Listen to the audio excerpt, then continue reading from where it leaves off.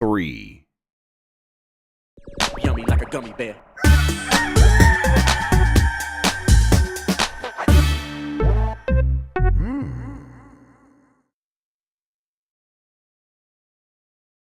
It's the internet. You're busy. Let's do this for November 15th, 2020. I muted myself on that back half of saying 2024. November 15th, 2024. For the next hour or so, let me help you sort through the world of gaming on Game Mess Mornings Live with me, Jeff Grubb. Today, we get our first glimpse at PS5 Pro sales, and Phil Spencer has more to say. But first, please join me in welcoming today's co-host of Game Mess Mornings. It's Jesse Vitelli, everybody. Jesse, Mr. Vitelli, how are you doing? I'm doing great. It's Friday. It's the end of the week. We've made it. I'm ready to go. Everyone's here together. We did a lot of work this week. We're going to do hopefully a little bit less work next week. That would be ideal. And then even less the week after that until eventually we do no work at all. In the meantime, though, we got to get some business done here. We'll get into all of that here pretty soon. But I don't know, Jesse, how you feeling about this year? You're the RPG guy. A lot of good RPGs. Have you played through like all of the big ones? Are you like getting into Dragon Quest 3 now? What's up? Yeah. So I have played most of the RPGs this year. Like I finished Infinite Wealth, Rebirth, Persona 3, Metaphor. I'm sure there's been Dragon's Dogma 2. Like right. I've gone through them. I'm currently going through Dragon Age, the Veilguard. I'm about, I think, close to halfway through that. And then once I finish that up, I will probably jump into Dragon Quest. Time permitted. I'm also trying to catch up on like a million other games from this year. So like I just finished Rise of the Golden Idol yesterday. Which fantastic. I want to get to 1,000 Times Resist, and I want to get to Mouthwashing before the end of the year. Oh yeah, Mouthwashing's one I want to play on stream for sure. Mouthwashing, people don't know, is we played that weird fish horror game. How Fish Are Made. Yeah, on John Bomb not too long ago, and this Mouthwashing is the follow up from the same developers, I suppose. Yeah. Okay. So of those RPGs, Keeley said they're gonna have the nominees for the Game of the Year on Monday. I think I don't have a news story about that, everybody. Mostly because I don't care, but I am interested in what Jesse Vitelli thinks of those RPGs are the most likely to be nominated for that Game of the Year category, the big award. Yeah. So I think it's kind of between two right now. I think Rebirth and Metaphor are kind of the two front runners here, which I'm really happy that Metaphor has a pretty good shot of getting nominated because I think it's a new IP. Obviously, it's from like the ex-Persona devs. Like it had the dev power behind it, but I'm really glad to see that it like stuck the way that it did because I really enjoyed Metaphor. I think Dragon Age maybe sneaks in as that sixth slot. Could, yeah. Because I think you have a pretty strong like Rebirth, Metaphor, Balatro. I think is pretty high up on the chances of getting nominated. I think Balatro's on there, right? I think I'll be surprised at this point if Balatro's not nominated. They always have that like one indie game that like ends up in the running, like your Stray or your Hades or whatever. It Takes Two, which ended up winning Game of the Year. Yeah. Psychonauts 2 was robbed that year. Published, but everyone knows what I mean. Yeah. So I'm with you on Balatro, and then I think you're right. Like that would be there's 6 nominees. I'm like. Astrobot is 4 right there, and then like what goes in those last 2 slots? I'm not sure. Maybe a Helldivers 2. Maybe. Yeah, Black Myth Wukong I think has a chance of kind of sneaking in there. Yeah, we'll see. I'll be interested to see what actually does happen there. I lied earlier when I said I don't care. I kind of care. Mostly I care about other people's game opinions though. So we'll keep talking about that Game of the Year stuff coming up later this year. Everybody, I'm looking forward to it. All right, let's explain what we do here. Most weekdays, I, Jeff Grubb, will help piece your gaming life back together. That includes breaking news and maybe even some of our own original reporting. For all these topics, I'll get the input of a bona fide expert who will make me look smart. If you are watching live on Twitch, welcome. You can always listen to the show later on podcast feeds by searching for Game Mess Mornings or find the RSS on giantbomb.com. You can also catch the show later with chapters and timestamps on YouTube. Hello, YouTube. All right, we have a lot to get into, so let's start the morning mess with PS5 Pro tops Japanese hardware in debut week with over 78,000 units sold. This is Japanese sales. Famitsu tracks this stuff with the help of a firm over there. This comes by way of Michael Herodens at PSU, but also Gamatsu, all that stuff. The PS5 Pro has gotten off to an impressive start in its native Japan, with the latest Famitsu figures revealing that Sony's high-end console has moved 78,086 units during its debut week. To put that in perspective, I think let's go actually, significantly better, like around 10% better in that range than what the PS4 Pro did. So it's already off to a little bit of a faster start than the PS4 Pro, which I don't think is what most people were anticipating. Now, we could talk about the factors, but just on its face, hey, no, they sold 78,000 PS5 Pros. That's money in the bank. I think I was expecting things to be a little slower for this, $700 console. I don't know how much yen it is. It's very expensive in Japan as well. I was expecting slower sales. How about you? Yeah, I'm actually kind of surprised to hear this, especially like outperforming the PS4 Pro. Yes. Just because like the PS4 Pro made so much more sense to me logically. It's like, okay, 4K TVs are becoming more common. PlayStation Pro is like, going all on that. I still don't fully understand what the PlayStation 5 Pro's deal is. It's got like a rib cage on it. Like that's to me, that's what the PS5 Pro is. But God put the extra rib cage bone back. Yes, that's how it works. Exactly. It's to balance everything out finally. So yeah, it's surprising to me. I'm somebody who is like so far removed from like wanting this thing in any capacity that it's surprising to me that so many people do want it. But also like, hey, if you got the money, go for it. Yeah. Over the years, and then we're talking like, the last 10, 15-ish years, maybe 15, PlayStation sales, hardware sales have trended down in Japan, and then they very recently started to peak back up. Some people speculate, and I don't know if there's any evidence behind this, that a lot of PlayStation 4s and now especially PlayStation 5s in Japan get purchased and then immediately arbitraged over to China. Someone buys it in Japan for this much, they take it to China, they sell it for quite a bit more, and they make a pretty penny. Because that market's a little bit more closed down. There are PlayStations there, but this is just apparently an easier way for most people to get PlayStations in China. There's probably some truth to that. Now, the PS5 Pro, sold very well. You go look at the software charts. The software is still dominated by Switch. There's like, I think Slitterhead was the one PS5 game on there, and it sold like 5,000 copies or something like that. Maybe not even 5,000 copies in its first week. But PS5 Pro is all digital unless you get the disk drive. So looking at the software chart, which is going to be hard copies only, is actually not that helpful, not that informative. So it's impossible to say, is this being purchased by people in Japan, for people in Japan or not? And also at a certain point, kind of doesn't matter. There is demand somewhere. It is benefiting sales in Japan. Whatever, 78,000 sold in the first week. Whoever's ended up purchasing these things is pretty impressive. More impressive than what I was expecting.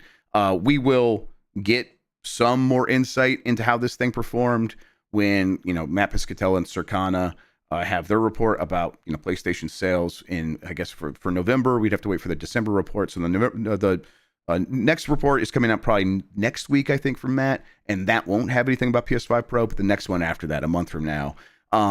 Overall, though, like all of this, like getting into the weeds of how it's performing, it seems like it's doing its job at the very least of what Sony could have expected from this, right?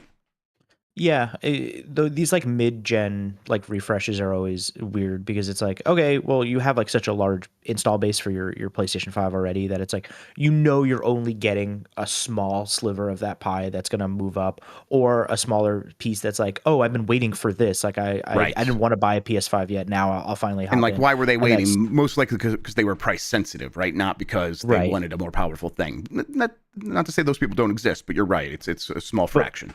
My roommate is like a really good example of this. He's been, going back and forth on whether he's going to get a PS5 or not. And he's like, oh, well, like I've been hearing rumors that there's going to be a Pro, this was like last year. And then they announced it and he was like, oh, so like the regular PS5 is going to get like cheaper now. And I'm like, maybe. And then maybe it for like, a little didn't bit. Like, yeah.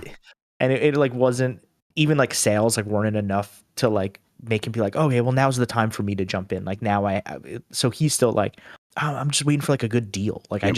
I don't have $700 to drop. And like, that's been the sentiment I've heard around like my non-gamer friends for the most part has been like, oh, we're just waiting for things to get cheaper, and instead things are getting more expensive. So. Yeah.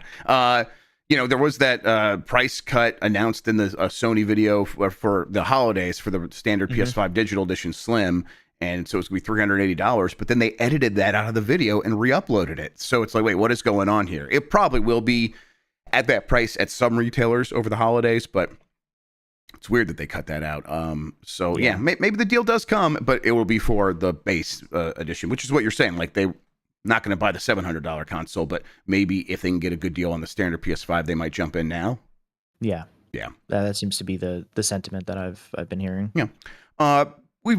We kind of, this is what we anticipated PS5 Pro would be for a certain audience. And that, I think Sony's clearly proven right that audience is out there and does want that. And it's not massive, but it's big enough to justify a professional PS5, while the other one's still in the market doing the bulk of the work of expanding the install base, which, they've already done very well. It's at 65-ish million consoles sold for PS5 at this point in the generation. That's very good. And they do want to keep growing it, but they also don't want to lower the price too much, and they kind of want to just get more money from people that are already in the ecosystem, and that's what the PS5 Pro is all about. All right, let's switch over to Microsoft. Phil Spencer continues to give interviews this week. This headline says Xbox, PlayStation, and Nintendo console market isn't growing, according to Phil Spencer. This is from Eddie McHugh at GameSpot.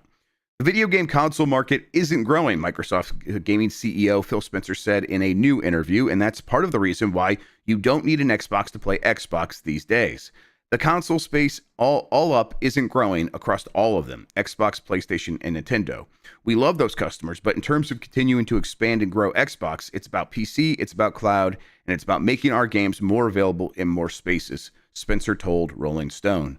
Just because the console market isn't growing, that doesn't mean Microsoft is abandoning consoles. Spencer said Microsoft will definitely do more consoles in the future, and we'll talk about that here in a second as well. Okay, let's start with this first part. I mean, God, it feels like we're getting this same song and dance a bunch of times now, and I it's true, it's definitely true. But I do wonder why. I don't wonder why. I know why Phil Spencer needs to come out and keep saying this, because the console gamers keep saying, "Hey, what about us?" And I think he's trying to like kind of kindly say it's like you ain't enough. I remember like God way back. And a long time ago, GameSpeed, I wrote a story about how the PlayStation gamer wasn't enough for PlayStation, and that's why they were putting stuff out on PC. And it's like we're still on that same story. We're in that same story. It's just now things are getting more extreme. It's like the console gamer as a whole just isn't enough for these major corporations, and so they are looking to grow elsewhere. I think the question we always have, Jesse, is he says the answer is PC, cloud, and putting the games in more places. And it's like, well, yeah, I mean, you've been trying that. It hasn't seemed to be making much of a difference up to this point, right? Yeah, it's always strange to me because, I feel like a lot of these companies have like these wider goals, these wider ambitions of like, yeah, like let's put our thing on everything. Like let's be on phones, let's be on whatever.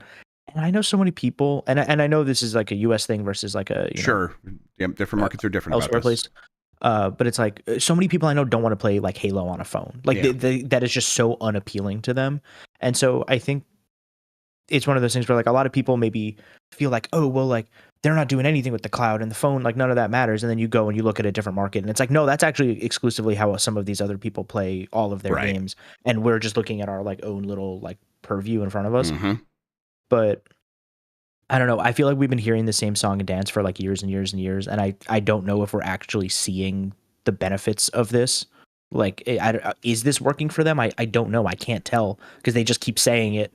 And I feel like I haven't seen that killer app on the phone that everyone's like, all right, yeah, like let's cloud time onto my phone. Let me pull my Xbox controller out of my backpack and sit down at a cafe and like rip through some Gears 6. Like, I don't know. Like, is that what it is? Is that where we're at? I mean, I think the reality is like, no, it's not that. And what he's, really saying here is, look, we will keep taking your money as long as you console gamers and traditional cable gamers want to keep giving us your money. But when we are looking to what we're doing next, we are not looking at like, or at least we're no longer looking at play Gears of War on your phone because we know you don't want that. We know that's not what you're here for. So we still got to get our growth. Where's that going to come from? We are going to find that by making different kinds of games for a different kind of audience, and we might be leaving you behind just a little bit. Look, hey, we got Call of Duty Black Ops 6 now. We're selling that to you. It's really big. You fuckers keep buying that. Enjoy it. And in the meantime, we're going to be looking at doing more stuff like through King and mobile gaming and all this other stuff. And I think that's why it's like he has to be a little bit coy about this, and why I think this is so frustrating is because I think he's really saying one thing, and then gamers keep hearing like, okay, so you're going to just put these games on cloud and we're supposed to play it there. And he's like, I don't think he really cares anymore. If we come along and play the stuff on cloud, they're going to find their growth some other way. If this console space and the space that we're coming from doesn't break out of the confines in which it's in right now, which I think we mostly don't want. We don't want to like stop this. I'm reading that Innovators book that Mike told me about, which is about the history of computing. And it's like there was this huge debate for a long time at the early part of personal computing about whether there should be personal computers where people have the silicon right in front of them in their hands, or should they just have dumb terminals that access a mainframe and do time sharing on a computer. And it's like, oh, we're back there again with when we're talking about cloud versus devices that people have. And every time that we've done everyone wants to have the intimate personal computer and that's what's worked, it kind of just shifts back to like, can we do the cloud thing again? And it's, I don't know, it feels like maybe if you keep focusing on the personal device, that is what people will become most attached to. But these corporations really like this idea of, no, we'll just control everything, and maybe we can get you that way, and it'll be more cost effective for us at that point, and it'll be less of a barrier of entry for you. So here's some benefits. And I think we're just like, no, we like to own the chain here. And I think at a certain point, if Microsoft has enough power here, it's like they'll be like, okay, fine. Look, we got a whole new generation of people that don't care about the things you care about, and we will sell stuff to them. Yeah, I think people just really love having their thing and it being them and them having ownership over it. But yeah, these companies want you in their ecosystem so deep, and the further they can remove you from that personal device and bring you like, oh no, everything you do is a service that is run through us. You are going to pay us a subscription. We are going to be able to rotate out that catalog, change that thing, put in this new ad here, do whatever. And it's like, you don't have any ownership over this. Like, this is a subscription that you are using, and that if you do not like, you can cancel, but you don't really have anywhere else to go. That's ultimately what they want.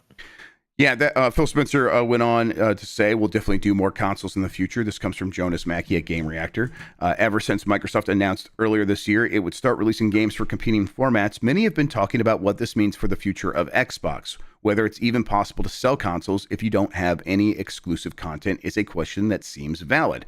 However, back in February, Xbox Game Studio executives said they were working on a new console that would be brutally powerful. And Microsoft's gaming boss, Phil Spencer, openly admitted that they are working on portable hardware. He also recently stated that the Xbox division is currently doing better than ever before. Part of that is, putting games everywhere. Now Spencer has been interviewed by Rolling Stone, and the topic of upcoming consoles came up again, whereupon he said that there is no doubt that there will be more Xbox devices. We'll definitely do more consoles in the future and other devices. He also mentioned that, unfortunately, consoles are not increasing market share from generation to generation. That's the conversation we just had. Like, they are still going to make consoles, so what are we complaining about? And it's like, I think the issue that we're getting at here is, they're going to make consoles, and they will continue to have a place to sell Call of Duty and all this stuff. Sure, and they might try some new stuff in that space, but I think their focus has already moved beyond that, and they're trying to just be the Microsoft app. And I think they've kind of looked past this for a long time now, right? I don't know how important the console is to them truly, other than, we have Microsoft Surface laptops, but we're the Windows company, and I think the same thing might happen with gaming, right? Yeah, and like, I think they're totally okay with that. I mean, they're Microsoft. They own Windows. They're going to put their stuff on PC. They're going to put their stuff on Xbox. I don't know. I don't know where they go from here. An Xbox handheld sounds sick. Like, sure. Hey, I've become really I've become a PC handheld sicko. Like, I love my Steam Deck. I got all the different Anbernic like devices now, and I'm just like, I'm in this world. And I'm like, oh, you want to give me another one? You want to give me an Xbox One? I don't know how that's going to be any different than like the 3 I already have, but like, yeah, let's do it. Like, sure, but give me a thing that just has Game Pass like installed on it easily. Like, don't nothing to freck and just play all my stuff. Like, yeah, sure, why not? Yep, and it's I'm also curious to see like what the next Xbox looks like in terms of how they position this stuff, because I think what they're going to go for is, the rumors have been that, hey, the next Xbox will be more open and you could install something like Steam on there. And I think the reason they make that choice is is one, like, hey, okay, we're completely rethinking what the hardware can be when it's coming to be when it's a console, sure. But really, I think what it is like Xbox wants to lead the charge in what they want the future to look like, which is consoles that work more like PCs, so you can install any store, so that one day they can install the Microsoft gaming app on PlayStation, and they don't have to like sell their games through the PlayStation Network. Yeah. They could just sell it through the Xbox app, and then they could take 100% of the revenue and cut out Sony, which is what like Epic has been able to accomplish on mobile stores like Google Play, and to a certain degree the Apple iStore, or the App Store, excuse me.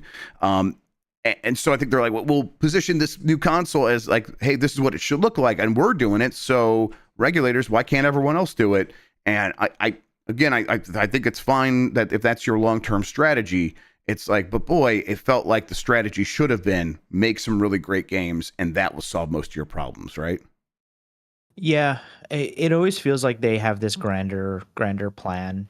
Or they think they do, and they're like, oh well, like we bought all these studios, like eventually we'll get some good games out of this, and it's like they're over here like figuring out like the next step of whatever they're. Remember, there were like rumors a long time ago that like Game Pass was going to come to Switch, and like that was the thing we were all talking about for a long time. Scalebound was going to come back, and like we had all these grand ideas of what would happen. And I feel like this is the natural evolution of the rumor of like, oh, Game Pass is going to come to Switch. And it's like, because that's where they've always been thinking for the last 8 to 10 years. It's like, that's what they want to be. They want to be the service on other platforms selling their games to people on Nintendo Switch, on PlayStation, on PC, wherever they are. That's where they want to be. They want to be the service company. And honestly, I think they're positioned well to do it because they have Microsoft, and they're able to get themselves into wherever they need to do. They have the server space, they have the cloud space, they have all of this because Microsoft is built to have all of that. And so it's a strong pitch, honestly. Like, if you're telling me I could one day maybe boot up my PlayStation and be like, oh, let me open the Microsoft store, and pick up Halo, and I'll play it on my PlayStation because that's just the easiest way for me to get this done. I don't got to like pull my Xbox out of the closet or wherever it is in my other part of my apartment. That's an appealing prospect. And I think a lot of people at the end of the day wouldn't care as long as they're getting the games that they want to play. They don't really care where they're playing them. Yeah. I mean, they have this new, this is not an Xbox strategy, or not strategy, but ad campaign. And they're just explicitly saying that everyone's picking up on what they're putting down. It's like, eventually this ad, which has, like, oh, a toaster, and like, that's not an Xbox, and then a phone, this is an Xbox. Well, we get where that ends up, which is, here's a PS5, and that is an Xbox. And I think you're right that people will accept that at a certain point. It's just in the meantime, it feels very odd, and it feels like everyone's like, oh, Microsoft's going third party, and it's like, I just don't know if that's the right way to frame it anymore, because things are so different than when like Sega was making hardware and then they went third party. I think what Microsoft thinks is happening is everything is changing, and there doesn't, like, the first party third party dynamic just doesn't apply anymore, and you need to be this new thing where the platform is the central thing that is bringing people in, the ecosystem itself. And we've been there for a while in many ways. I mean, a lot of games that are successful are just platforms unto themselves, Fortnite and Roblox and Minecraft and all these other things. And Final Fantasy 14, like, they're out there. These things are just reasons that people go to games at all, and then they just stick to that, and their whole social network is attached to these games. And Microsoft's like saying, we're going to build the multi-game version of that, and that will be the first party of that, and the hardware will be a secondary thought at a certain point. And I don't think that any of that is wrong. It's just such an awkward transition that we're in right now that it doesn't feel great. Yeah, we don't really have like the terminology for it. Yeah. In order to describe it, because like it is I mean, like we always talk about how young this industry is and how new relative this is to a lot of other industries. Like what we're seeing right now is like a pretty massive shift if this is how this ends up going, like kind of unprecedented in a lot of ways. And so I think it's just about like the growing pains of like learning, like, okay, what does this mean for everything? And like, how do we describe a lot of these things? Like what's the new term that's going to be coined from all of this? Yeah. Like how do you eventually describe Xbox if this is the way that they go? Like, I don't know. It's a lot of unknown right now. Yep. I think one thing's clear though. It's like they're not going back. It's not going to. No. One day it's not going to be like, oh, this is the Xbox 360 generation all over again from Xbox. That's done. They're not going back. They're going for something different, and whether or not it'll work, we'll have to wait and see. All right, last little one here from Microsoft. Avowed's new release date has been confirmed. This is from Chris Scullion at VGC. Microsoft has announced the new release date for Avowed. Obsidian's first-person fantasy RPG will be released on February 18th. We kind of knew it was coming around then, but it's February 18th now confirmed. You can get it 5 days early, February 13th, if you buy the premium edition, I think for $90. But if you want to wait, get it on Game Pass. You can get it on the 18th. That puts it in that really tough month with a lot of other stuff. They said that one of the reasons that they moved it in the first place was to give it room to breathe, but that was compared to their other first-party releases. And we had Diablo 4 expansion, Black Ops 6, and then Indiana Jones. And we kind of wanted to move this Avowed around. And it's like there was a time where it's like they would not have cared because every game you add in one space just gives more people more reason to get subscribed to Game Pass. And then it's like, well, they play the games linearly, so they play through Black Ops 6 for a while, and then that game is waiting for them there. And so it doesn't really hurt them if their focus is Game Pass. But the focus has shifted. It's clearly back on selling products. And in that world, you want to make sure that you give a game like this space in your own schedule so you can maximize the return and that makes some sense, but Monster Hunter Wilds, Assassin's Creed, Civilization 7, there's a bunch of other games coming out in February. I think this game still has a shot of like really kind of standing out if it gets really good word of mouth, right? Yeah, I mean we've known about it for a long time. It has the benefit of having Xbox behind it. Like it's going to be out in front of people. People are going to know that thing is coming out. They're going to market it hopefully better than some of their games that they've marketed in the past this year. And I think it has like a real strong shot at being just what a lot of people have been looking for, which is that sort of Elder Scrolls-esque RPG style game that they have not gotten from Bethesda in a while. And so, I think it's got a strong shot at standing out. The question is like, if that's a long 80-hour, 60-hour RPG, are people going to stick with it when the 3 other games they want to play that month drop 2, 3, 4 days afterwards? Yep. I don't know.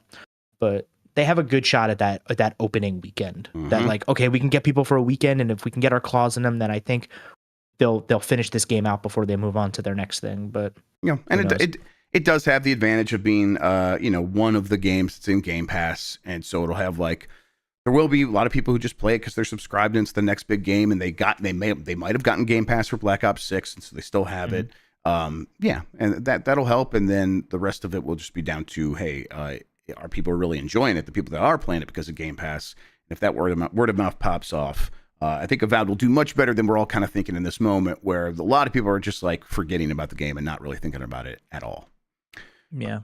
All right, let's take a quick break. When we come back, plenty more to talk about, including Unreal going into like the public domain, kind of, not really, but we'll talk about it after this.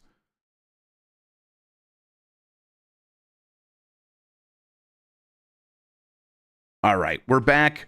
Let's get right back into it. Here's the headline. Unreal and Unreal Tournament are free on Internet Archive. This is from Ian Walker at Polygon. Unreal, the first-person shooter that introduced Unreal Engine to the world, and its multiplayer-focused follow-up Unreal Tournament have been preserved via the Internet Archive and are freely available for download with the blessing of developer Epic Games. Old Unreal first shared the news with its long-standing community of die-hard Unreal fans on October 29th, and more recently released special installers that streamline the process of getting these decades-old games ready to play on modern Windows operating systems. Basically, you just like get these installers, and then the installer will reach out to the Internet Archive, repository, and get the game and all of the most recent updates so that it will run appropriately on whatever version of Windows you have.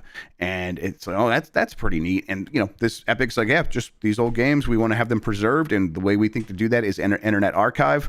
Gotta say, I love this. I think this is a really cool move. How about you? Yeah, anytime we can preserve games in any capacity, that is the goal. Like, that is one of the biggest problems. Not the biggest problem. We have plenty of other problems in the gaming industry that need to be solved. But preservation is like a very real problem that this industry has. And anyway, especially classic games like Unreal Tournament, like games that are so beloved, like a lot of times we give them like the remaster treatment, and it's like, okay, but that's still not like the thing that I remember from when I was a kid necessarily. And they're like, no, we're gonna put this up. You're gonna have to do a little bit of work to get it running, but like, we're gonna try and make this as easy as possible for you. And now you can just enjoy the thing that you enjoyed when it was out. And I think that's like a really, really cool thing. Oh, well, I agree 100%. And, the fans, there is a massive fan community for Unreal, for one of these games, relatively speaking, but a massive community. And they have things like servers going, ready to go. So there are ways to play this game. And now a very easy way to access it. And I think part of it's, you can put a free game on like GOG or something like that, or itch.io. But I think, I don't know, just putting it on Internet Archive and just saying, go get it from this thing. It's just free on the internet, on a web page. Excuse me. I just, part of it just makes me think like, oh, that's so much easier to access. This might help that old community grow a little bit. And also, I feel like once you put it on the Internet Archive, you can't undo that. It's forever. I know the Internet Archive and the way it does things is under a little bit of a threat recently, especially after losing that court case about being a digital online library. But if a company gives its blessing, well, that's just it. We're good to go. The horse's mouth has said, hey, this is awesome. Let's keep doing this. And I think it would be hard for Epic to change their mind. Not that I think they would. I hope, ideally, this kind of sets a precedent and other companies begin following this. There's the Video Game History Foundation. Part of me hopes it's like, okay, maybe the Video Game History Foundation can work with the Internet Archive to like come up with a process or something, like just some easy steps to follow to enable other companies to do the same thing, and then maybe work with the ESRB to like break, like to thaw the ice wall they have around preservation and make this a little bit more frequent. Although I know, Jesse, I'm probably dreaming, right? Yeah, it's going to be an uphill battle for sure, and it may be something that takes way too long to get done in the future. But I think I think we're starting to push a little bit more in that direction. And so I don't want to say it's impossible. I don't want to say it'll never happen, but right. I do think it is still very, very, very difficult. And there's a lot of reasons why this stuff is the way that it is. I'm not saying they're good reasons, but like, I think the more we push and the more times we see things like this, where it's like, look how easy it is. Look, like you could just put it here and it's okay and it's fine. And your company didn't go under, you didn't lose shareholder profits. Like, you're fine. I think we just need more of that. Yep. And hopefully that'll sway enough people. I think this kind of thing happens because Epic and Tim Sweeney see themselves as like, we're doing things right for the gamer, gamers' rights and all this stuff. And don't let that fool you. Not that I think anyone in this audience is really being fooled. They're the company that also got in a lot of trouble for dark patterns in Fortnite and tricking people into spending more money than people intended to spend and putting buttons in weird spaces so you accidentally bought stuff. So they're ready to manipulate you just like any other company in capitalism. Sometimes they're ready to do that more than other companies. So, but this is still cool, and I'm glad they're doing it. You got to just think about that one image of Tim Sweeney with the Tesla ball on the ground in the office when he was showing off Unreal Engine 5 or whatever, and that Jeff Keighley original Summer Game Fest that was like 3 months long, and we just got weird things happening all the time. Think about that image. He's like drinking Popeyes. It's like 10 in the morning. He's got the lightning Tesla ball on the floor. That's who we're dealing with. Always keep that in mind. And then we're also dealing with the one that in that video, like a video tour of Epic, he just went outside and had made the video, like the camera guy watch him climb a tree, which is just real choice shit, real good stuff. Touching grass on in 4K. Yeah, right in front of there's proof that he's touched grass before. We have it on video evidence. It's indisputable. It will hold up in court. Following StarCraft reports, Blizzard is hiring for an open world shooter game. This is from Jordan Midler at VGC. Blizzard is advertising job roles for an upcoming open world shooter game. The job roles have been published following a report earlier this year that Blizzard was once again working on a StarCraft shooter. Multiple roles, including associate design director, senior designer, and principal designer for an unannounced game, are being advertised. Hey, this is the one that Jason Schreier was talking about. We talked about it on the episode of Bombcast we had him on, where, this is their third attempt at making a StarCraft shooter. But they're pretty far along on it. They're really working on it. And now sounds like these job postings are for that game, and they are hiring even more people. Do you think first that an open world shooter StarCraft game ever comes out? No. I think that's the safe bet, right? Yeah. And then I don't know what they do. I don't know what keeps happening. They're just not working. Whatever they want to work, it's not working. It's not happening. Yep. And then, okay, let's say it does come out. What do you want from it? Because I'm not sure. I guess open world is it like Far Cry? Like, I don't know what I want from this game. Yeah, because they had Dan Hay working at that studio for a while, formerly of Far Cry, and then they were doing the survival game. It was a whole thing. I don't know, because I mean, like, one, I'm not a huge StarCraft person. I'm a huge Warcraft person. StarCraft never really my bag, and that's fine. I'm not a big RTS Jesse person. Vitelli needs the orcs. That's what he needs. Yeah, I honestly, I need the orcs. Yeah, I get it. If you need to ascribe anything to me, I need the orcs. And so I don't really know a lot about StarCraft lore, but I have a hard time feeling like they don't make this and it doesn't come off like generic. Yeah. And I don't mean that like disrespectfully. I don't know what's special to StarCraft that you could turn into a shooter that is not being done by other sci-fi shooters already. Right. I close my eyes and like, what is this? Does this look like Rage 2? Like, what is this even? I have no idea what to expect from this. That said, whatever, give it a chance, give it a try, and I hope it comes out. I want to see what they make here. I think I set my default position here the same as you do, that I don't think this ever comes out. And then, okay, they're making it. What do I want them to do? I don't know.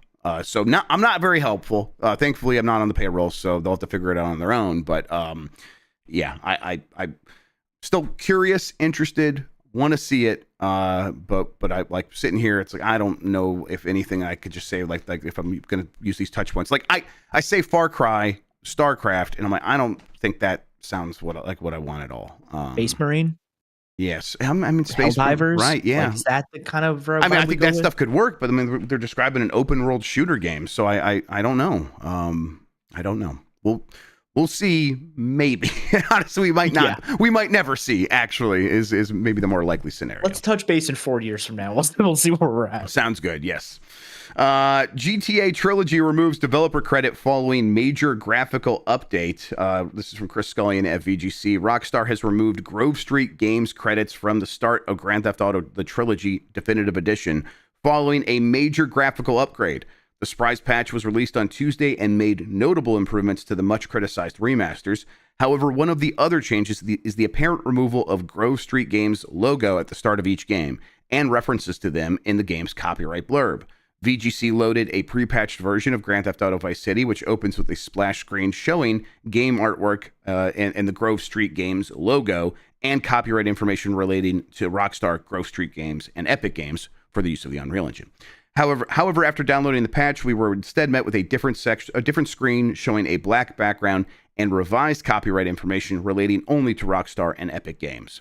Grove Street Games was one of the main developers behind the Definitive Edition, but when it was released in November 2021, players quickly criticized how it looked, citing odd character models, a complete lack of fog, issues with rain effects, and poor quality AI upscaling, which added typos to numerous in-game shop signs and billboards. When the Definitive Edition was ported to mobile devices in December 2023, it included a new classic lighting mode, which players praised for looking much more authentic and in line with the original version's art style. Yeah, that's what they did. It's basically they updated all versions of Grand Theft Auto to make it look like the more updated mobile versions, which people said were much preferred. And then Grove Street wasn't involved with that. I think Rockstar did the work themselves. And yet, it's a little weird to like remove the original developer of the remaster because I'm sure some of that work is still in there. But I suppose if you're moving the copyright and because they would know who like has the copyright, and legally if Grove Street's still applied to the copyright, I think they would respect that. But moving from the splash screen, I'm kind of like, whatever. Are they still in the credits? It sounds like they're still in the actual credits of the game. Maybe if they're not, then I think I would have an issue with that. Because it's like, I don't think a company should be like, we cleaned up your mess, so now we're just going to completely erase your credit, right? Yeah, it feels like a punishment where it's like, definitely bad job. Like, now we're taking over and you don't get the credit. Like we have to clean, like you said, we have to clean up your mess. Like it feels weirdly vindictive in a lot of ways. Right. But also we're talking about the company that like notoriously removes people from credits who like don't stay there till the end of their game. Right. They have like a slew of workplace issues. Like this all tracks as like shitty as it is. Like, to me, it's like, yeah, you could tell me that they removed it because they were upset that they did a bad job and they had to come in and spend their time to fix it. So now Grove Street is out. Like, yeah, I believe that because Rockstar has proven time and time again that that's kind of how they operate when it comes to crediting people for things on their games. Yeah, I mean, you said it, vindictive, and Rockstar definitely that has always been, and no reason to assume that has changed. This feels like business as usual for them, but I still, deeply dislike this idea of people doing work, and basically there should just be a standardized way that crediting is done, and it should be kind of taken out of the hands of the people even doing the work. It should just be like, labor unions setting practices, and it's like if a certain amount of work gets done by this person, they're in the credits, and if they're working under a third-party company, that company should be listed there as well. And if that's the way it is, that's just the way it has to be. And we know that's not the way it works. Works that way in some other industries, film, TV, but it's not how it works in video games. And so companies just are making these unilateral decisions about who to credit and who to remove from the credits. And it just feels like another space for them to enact this. When they want to be vindictive, another place to enact that. All right. Last story here, and then we'll do something a little bit special before my last, because it's my last episode before I'm going to be out for a little bit. Donkey Konga fan creates custom track tool. This is from Ollie Reynolds at Nintendo Life. If you're a fan of the severely underrated Donkey Konga franchise from the GameCube era, then you're in luck. A dedicated fan has created a tool called Konga Beat that allows you to import songs and create your own custom tracks that can be exported to use with either Donkey Konga 2 or Donkey Konga 3. Naturally, the catch with this is that you'll need to rip a copy of either game, which might be difficult for the latter since it's exclusive to Japan, and load it up in the Dolphin emulator. That's not even the end of it either, but for the full rundown how to get everything done, you got to go to the site and check it out. But so it sounds like a little bit of a process. I hope that that gets simplified, because I was thinking it's like I would love to do this, but I also kind of want it to just work. I wanted to work the way that that Audio Shield game in early VR did, where it's like I could just load up a YouTube video and it'll use an algorithm to come up with the beats on its own, and I could just play any song I want, even if it's like some really weird bullshit I remember from like 20 years ago being a meme on YouTube. That doesn't sound like how it works right now, but I love me some Donkey Konga, so I'm happy to hear this. Jeff Grubb, did you know that I am a rhythm game sicko? I did not know that. That's fantastic. I love rhythm games. I play Clone Hero. I've got a custom Clone Hero guitar like sitting next to my desk. I got I got Stepmania over on this PC. Yeah. I play that every once in a while. Yeah. Yeah. And so you're telling me now if I believe I have a pair of the Donkey Konga bongos in my apartment somewhere. We were doing a show the other day with Lucy, who was doing a Blight Club, and me, Dan, and Mike within 30 seconds all stood up and got our Donkey Kong bongos at the same time. It was insane. So I'm gonna go mess around with that later. Yeah. I'm gonna go find out about this. Yeah, same. I want to like do some more stuff with this. I love watching Nikki's what's that music Fuser? Game? Yes, Fuser. Yes, their Fuser streams. Those are so entertaining, and I would like to maybe get on some of that action with some Donkey Konga. Just playing Chapel Roan. Let's make it happen. Yeah. It's honestly so much more fun than you ever think it would be. You're like, it's not supposed to work like this. This is incredible. It's really good. I mean, Dan had Donkey Kong Jungle Beat set up at his house during Extra Life for a little bit. I think maybe Kayla was playing it a little bit. It's like, oh yeah, this rules. This is from the Super Mario Odyssey team, and you can just tell that it's made by great developers. It feels so good. But then Donkey Konga itself, I imported Donkey Konga. I was like, I could not wait for that thing. I was so excited because I'm also a little bit of a rhythm game freak. Yeah. I'm Elite Beat Agents and again DDR. Just love that stuff. All right, that does it for the headlines. Let's do this. Hey, do you have a question? Let's do a little bit of GrubbSnax. Let's answer what people are thinking about right now. We got a couple of minutes, and then we'll wrap this show up. So if you're on Twitch, just at me. If you are on Giant Bomb Chat, use the Ask a Question button. And then if you are on YouTube, I'm sorry I can't see you right now, so my apologies. All right, let's see here from Slain McAwesome. Why is Mike so bad at impressions? Last night, Jesse, someone sent in a super chat to our show, and it was the screen name Arnold Schwarzenegger because he's Chris Pratt's father-in-law. It's a whole thing, but Mike tried to do it. Tried to do an Arnie impression, and at first it sounded like Wario, and then it sounded like Hitler. It was really bad. It was really bad. And yikes! In his defense. His mild defense, he never claimed to be good at voices. He's never that is not one of his skill sets, but it was just impressive to see how bad it was. It was very good stuff. As somebody who's also very bad at impressions, I feel for Mike in this trying time. Exactly. Yes. All right. Let's see other questions here from Mr. Dizzy Stick. Has audio surf been unfairly lost to time? Yeah, right. Because there are other games in that genre that have survived, but not audio surf, right? Yeah, I'm trying to think of the last time I even really thought heavily about audio surf. Right. It's been a while. I think it has unfairly been lost to time because I now feel shame for not thinking about audio surf as much as I should. Yeah, God, I'm like, what did I play audio surf on? I can't remember. Okay. From Lexi, any word on what People Can Fly are working on? Outriders was 4 years ago. I don't know. Outriders a lot. Yeah, I feel like there was rumors recently about what they were working on, but now I can't remember. But yeah, I think we'll probably find out pretty soon, right? Outriders being 4 years ago. They will probably have something to follow that up here in the next year or so, you would imagine. Like a studio like that probably doesn't want to take 7-8 years between games. They probably want to try to get as close to 5 to 6 as they can. So we probably do hear about it in 2025. Wouldn't be surprised by that at all. Yeah. All right.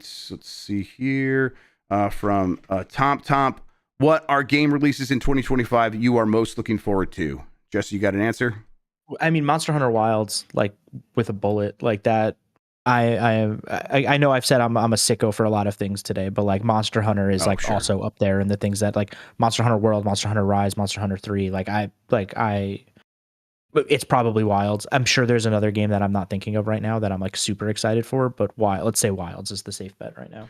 Yeah, that's definitely an early one I'm looking forward to. I am looking forward to Civ 7. It's like, I think it's time for me to play another Civ game in a real sick way like I did 3 and 4.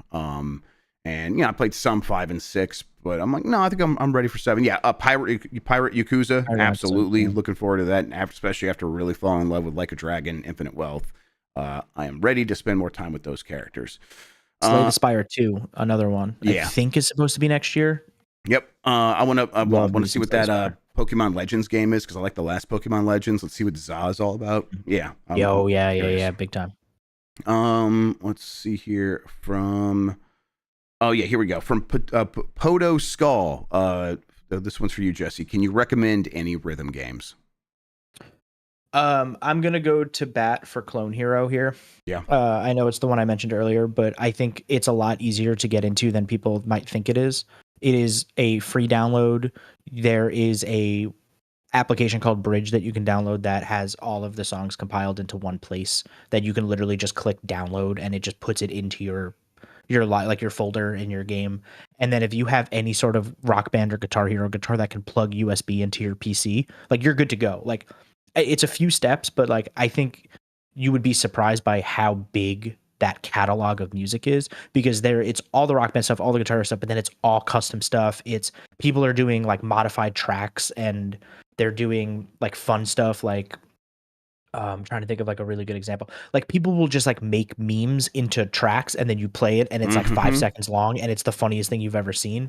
That sounds you could play Coconut Mall at 350% speed. Yes. Like it's a good time. It's a really, really good time. The other one that I would shout out is Thumper. That was it was back on the PS4. Thumper was like a really, really good rhythm there's a game. VR version of it. Yeah. Yeah. Those are probably the two that I go back to most frequently, I would say. If you have a DS laying around and you haven't played it, please play Elite Beat Agents. That is just a real classic video game, one of my favorite on the DS. So, if you have a 3DS, you can find a way to play that as well. Make it also happen. Parappa the Rapper. Parappa the Rapper. Absolutely. Guitar Man. Yeah. Have you played Guitar Man? I have not played Guitar Man. Okay, there you go. That's a stream right there. We'll tune in. Everyone watch Jesse play Guitar All right, Man. I'll play Guitar Man. I'll put it on my list next to Mr. Mosquito. It's the other one that Dan's been trying to get on the stream. I just downloaded Mr. Mosquito on the PS5 because it was part of the classics, and I was like, that was the first time in years of having PlayStation Plus Premium on and off that I downloaded any classic game using that service, which is what the whole reason to pay for that tier. And it's like, man, I'm such a goddamn sucker. All right, let's do one more here. Let's see if we can find a question. Scrub McGrubb, what are the odds that Switch 2 gets announced when Grubb is on vacation? What do you think, Jesse?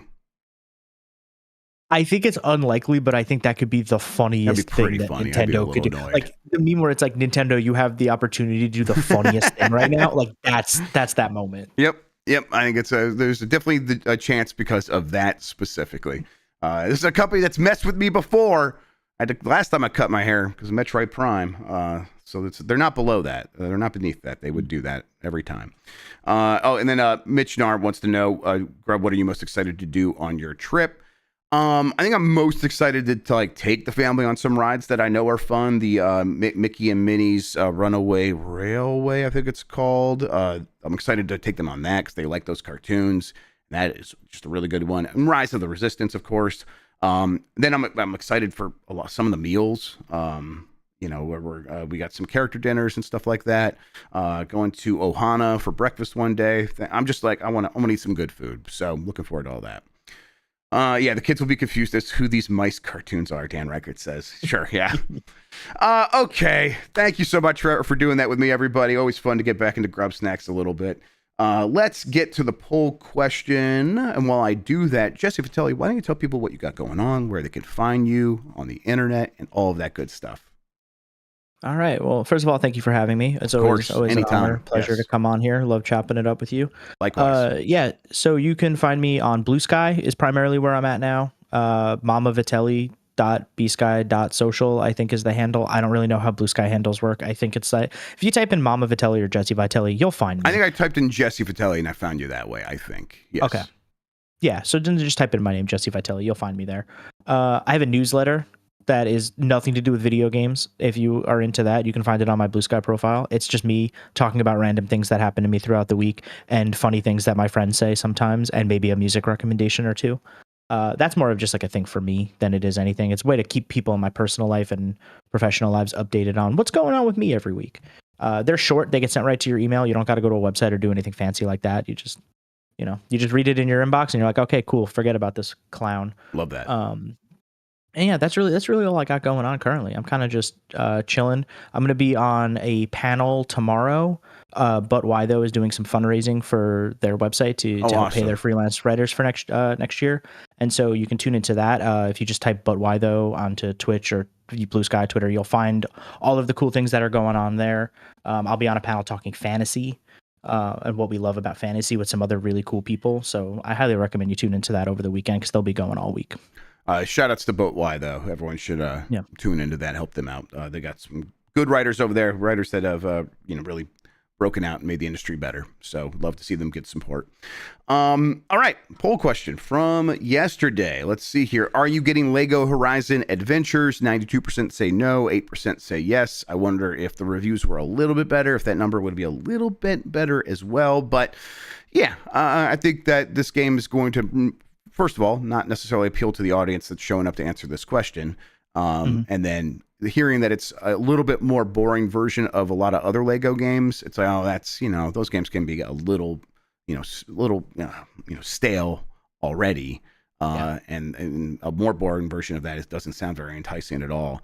But I had a good time playing that game when I played it at Summer Game Fest. So I'm still a little bit curious. I think if I can get a code from Sony, I might put it in front of the kids, but I'm not going to be seeking this out but is this like a $70 game? I assume it probably is. So I don't know. No idea. Maybe it's not. I don't know. Are you gonna check this out? Not even a little bit. Yeah. Are you a Horizon person at all? I played that first game, and I think that first game was like enough for me. I was like, okay, cool. I get what this is. Sure. It was fine. I think the sense, story, the back half of that story is like better than the front half of that story. And then I played 2 hours of Forbidden West, and they have a whole scene where it's like you're getting ready to move to like the new part of like the world that you're going to. Yep. And they're like, here, talk to all of the characters from the first game before you leave. And I had no idea who any of those people were. And I played the first game. I was like, I don't remember any of you. Yep. Maybe I just don't like this game. I think it's my opinion on Horizon in general. Is like I played each of them for a handful of hours, and I go, okay, cool. I get what you're doing here. I've had enough of it for me. I don't really have a problem with it, but I get it. I'm moving on. Mm-hmm. So yeah. But Lego Horizon Adventures, I thought would be a little bit more enticing. I like its sense of humor at least, but I don't know if that's going to be enough to convince me to get that game. Yeah. All right, new poll question. We'll answer this when I get back, everybody. That could be the Monday after next week, or maybe even the Wednesday, depending on how my travel goes coming back. But yeah, either way, we'll let you know. We'll keep you posted. But at that time, we'll answer this poll question. Which game are you most looking forward to in February? This is the most recent. I can only do 4 games now because YouTube took away the option to have more than that. So Civilization 7, Assassin's Creed Shadows, Avowed, or Monster Hunter Wilds. Curious to see what you're all are going to go with. I have my hunch on what's going to do best, but kind of want to see how this all shakes out. How about you? You said Monster Hunter Wilds is what you're most looking forward to? Monster Hunter Wilds. Yeah. Also, for February, though, like Assassin's Creed, I'm thinking about it more and more every day. I'm like, I think I might try that game. I'm kind of in the mood for one. Definitely. Yeah. We'll see. Again, busy month. That could change if I get stuck, Avowed takes over and I'm playing a bunch of that. Maybe I won't play Assassin's Creed. But right now, looking at that, it's like, yeah, looking forward to that. Arwol says they'll still be playing Bellatra. Okay, all right. I think that's going to do everything. There is more stuff happening on Giant Bomb. I'm not here, so I don't really know what it is. They're going to do a UPF. I don't think there's a BCR this week, but they're going to do a UPF. I think the idea is to play Call of Duty. Jan mentioned maybe some web fishing, things like that, but definitely Call of Duty, Black Ops 6. Tune in for that. I'll be watching kind of in the background while I'm finishing up some stuff here. They're going to do a Stake'em's Out 24/7.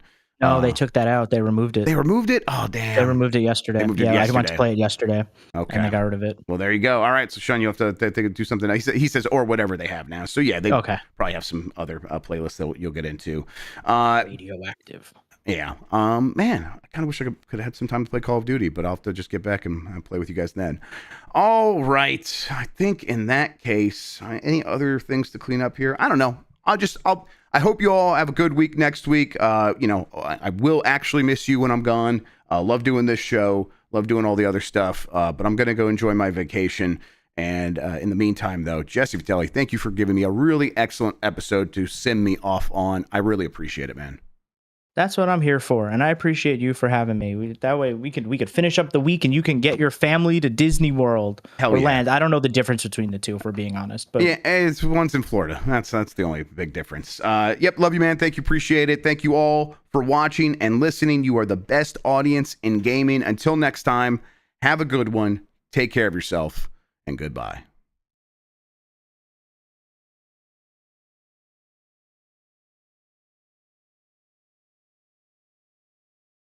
All right, we are off of YouTube.